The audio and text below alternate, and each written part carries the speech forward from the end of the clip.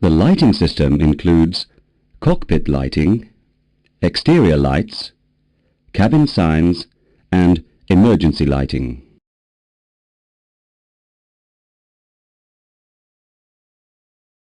The cockpit lighting system can be divided into panel and instrument lighting, general cockpit illumination, ambient illumination.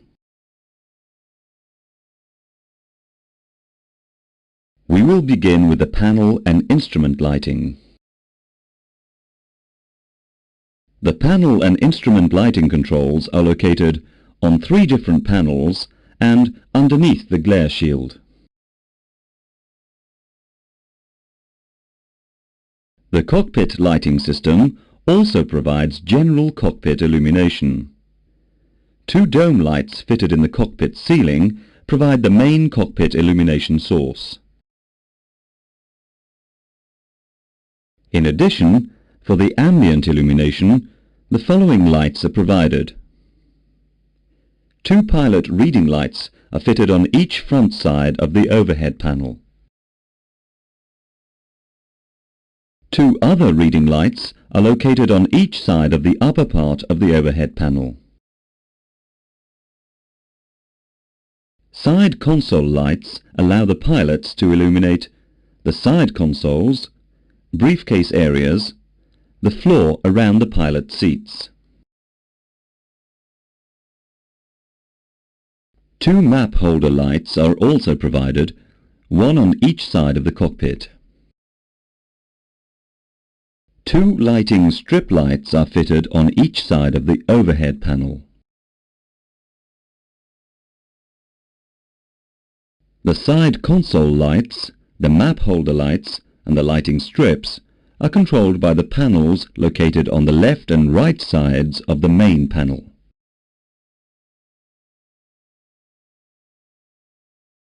The exterior lights include the navigation lights, the landing lights, the runway turn-off lights and the take-off and taxi lights, the logo lights, the anti-collision lights. The controls for the external lighting are on the external lighting panel located on the overhead panel. The next lighting system to be presented is the cabin signs. They are used to give instructions to the passengers such as no smoking and fasten seat belts.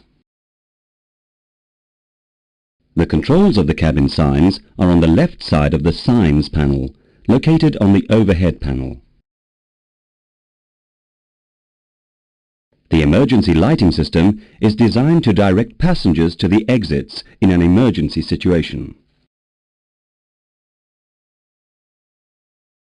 The emergency lighting control is on the right side of the signs panel, located on the overhead panel. Let's now continue with the normal operation module.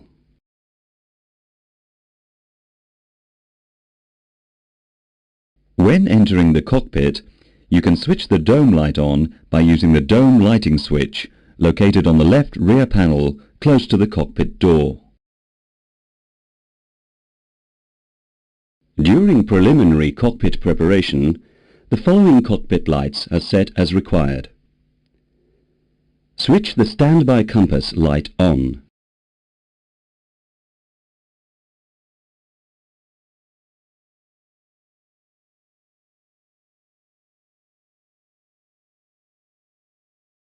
The standby compass switch controls the standby compass, integral and seat alignment indicator lighting. Set the dome control switch to control.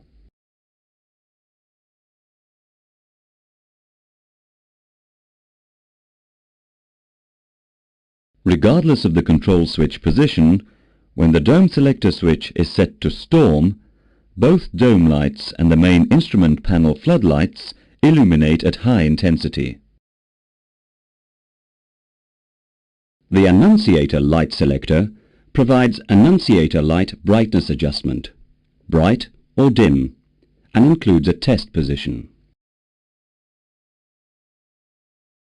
The dim position reduces illumination while the bright position increases illumination.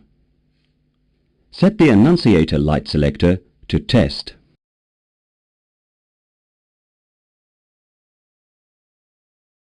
In the test position, all annunciator lights come on in high intensity and all liquid crystal displays, LCDs, indicate 8s. The floodlight main panel knob controls the intensity of the main instrument panel lighting. Note, when the dome selector switch is set to storm, the main instrument panel floodlights are set at high intensity. In consequence, the adjustment of the brightness via the floodlight main panel knob is no longer possible. Switch the integral lighting on. The integral lighting knob located on the center pedestal adjusts the brightness for the main instrument panel, the pedestal panel and the overhead panel. The floodlight pedestal knob controls the intensity of the pedestal floodlighting.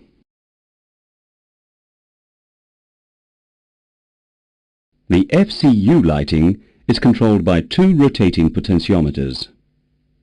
The left one controls the glare shield integral lighting and the LED lighting adjustment on the FCU.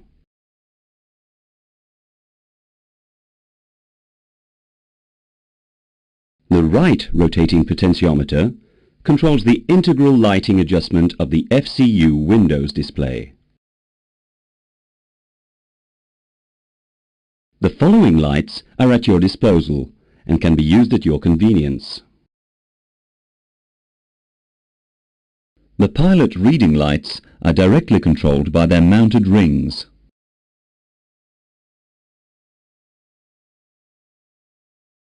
The console selectors have bright, dim and off positions. The map holder lights are controlled by an on-off window switch. The focus and the brightness are directly controlled on the lights by means of two mounted rings. Two lighting strips lights are controlled by the on-off switch.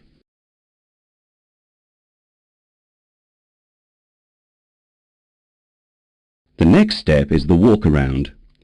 During this phase, the condition of the external lights needs to be checked. The first lights to be checked are the lights fitted on the nose landing gear. There are two taxi and takeoff lights and two runway turn-off lights. All lights are installed in a fixed position.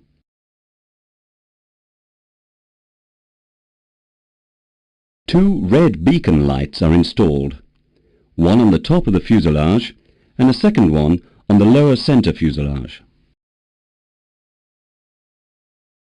A fixed landing light is fitted on each wing leading edge.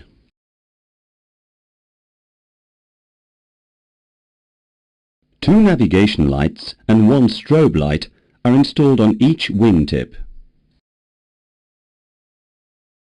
Just below the APU exhaust, you'll find two white navigation lights and one strobe light. We will now continue with the second normal operation module.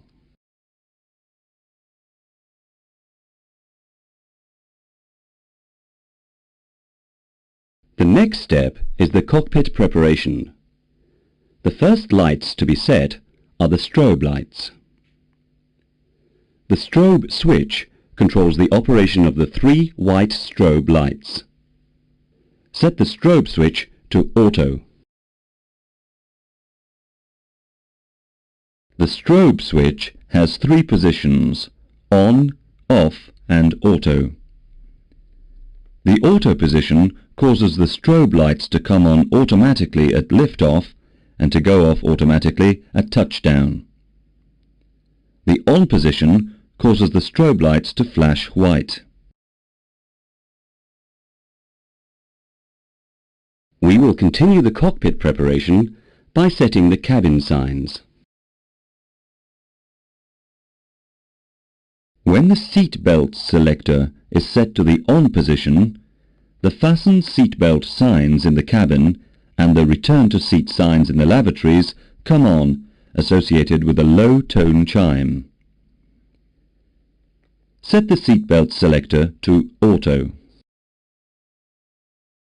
When the seatbelt selector is set to the Auto position, the fasten seatbelt signs in the cabin and the return to seat signs in the lavatories come on, associated with a low tone chime in the cabin when the slats are extended or when the main landing gear is extended. After landing, the signs remain on even if the slats are retracted. Set the No Smoking selector to On. When the No Smoking selector is moved from On to Off or Off to On position, No Smoking and Exit signs in the cabin go off or come on, associated with a low tone chime in the cabin. Set the No Smoking selector to Auto. The Auto position causes the No Smoking and Exit signs to come on when the landing gear is extended and to go off when the gear is retracted. A low tone chime sounds in the cabin when the signs come on and go off. In the event of an excessive cabin altitude, the No Smoking, Fasten Seatbelt, Return to Seat and Exit signs come on automatically, regardless of the position of the seatbelts and No Smoking selectors. When the seatbelts or the No Smoking signs are on or Auto position, an associated memo message appears on the EWD.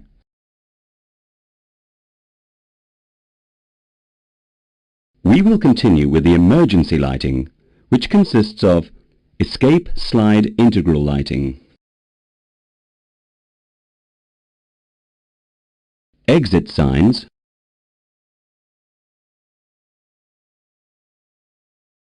overhead emergency lights, a floor emergency escape path lighting system. The emergency exit light selector has 3 positions. In the off position, the floor emergency escape path lighting, exit signs and overhead emergency lighting are off, and the emergency exit light off light is amber. Set the emergency exit light selector to ARM.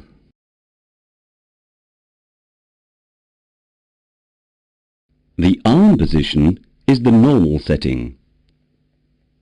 In this position, the floor emergency escape path lighting, exit signs and overhead emergency lighting automatically come on if the normal aircraft electrical power system fails. In the on position, emergency lighting comes on regardless of the electrical supply. The next step is to switch on the various external lights.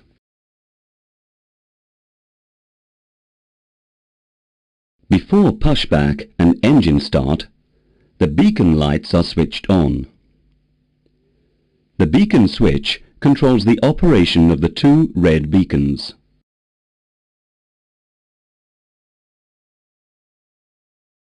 The wing switch controls the operation of the 2 wing lights on each side of the fuselage. These lights illuminate the wing leading edges and the engine air intakes for ice detection.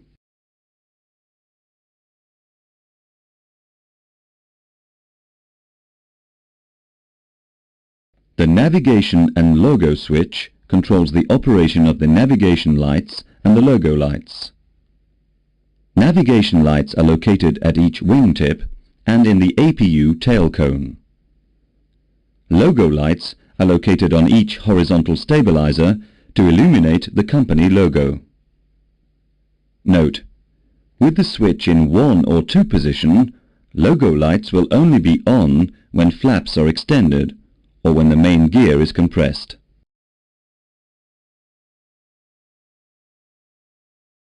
For taxiing, the nose lights are switched on.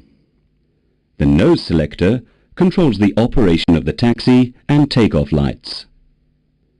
Set the nose selector to the takeoff position. In takeoff position, the taxi and takeoff lights are illuminated. In taxi position, only the taxi lights are illuminated. The off position turns both lights off. Both lights are turned off automatically when the landing gear is retracted. Set the runway turn-off switch to on. The runway turn-off switch controls the operation of the runway turn-off lights. These lights are turned off automatically when the landing gear is retracted. Before takeoff, the runway turn-off and landing lights are turned on in order to minimize the bird strike hazard. Set the landing selector to on. The landing light selector controls the operation of the landing lights. In flight, landing lights can be set on or off as required. If the strobe lights are selected off in flight, the strobe light off memo message is displayed in green on the EWD.